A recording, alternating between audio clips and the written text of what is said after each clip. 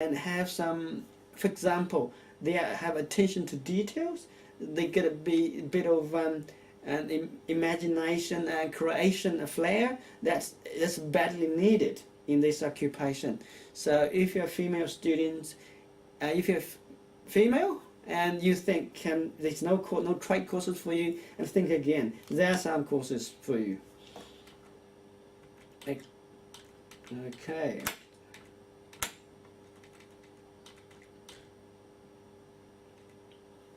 About IT professional year program, and I understand recently there are lots of confusions among IT students, and also we get a conflicting message from Australian Computer Society and the Department of Immigration. Okay, Australian Computer Society on the website last time it said, well, if you if your skill is assessed under the new old code, by the way, and from 1st of July, the government is going to use a new system of occupation codes.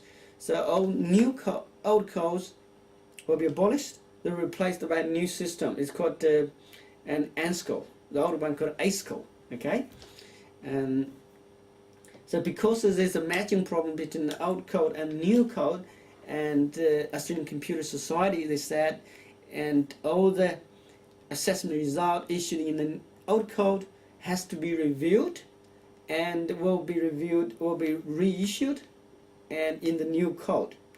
But they haven't told us whether they're going to charge a fee for doing that or not. But last time I talked to the immigration, and they said no, there's no need. They said and they just accept old assessment result. It will be just fine. And I also have a lot of international students that are confused as to, and can they still do the professional year program? Okay, can they still get 10 points from professional year program, and if the new code are used? I talked to several universities. They said it should be fine, everything will be fine, but they are waiting to see what's going to happen eventually. And at least we talked to one IT professional year program provider, PY provider. They guarantee, actually, if you enroll with their program now, they'll guarantee you'll get 10 points. Otherwise, you'll get your tuition fee refunded. So that's very good. That just indicates this PY provider is very confident. They're very confident there shouldn't be any changes. But just to give you a peace of mind, and if you enroll in the program now and later on you find you can't get 10 points, and they will refund you the money. So if you want to enroll in the PY program, and please talk to us. And of course here I didn't talk about accounting and engineering program. I don't think I have to mention that because it will be just as fine. And CAP and CES. Well, this is a big topic nowadays at the moment, and almost every day. And I'm asked the same question again and again. And especially my understanding is that almost every Indian student has received SMS and telling them, and all the international students and all the application will be seized and kept. So clearly this rumors, it's not true.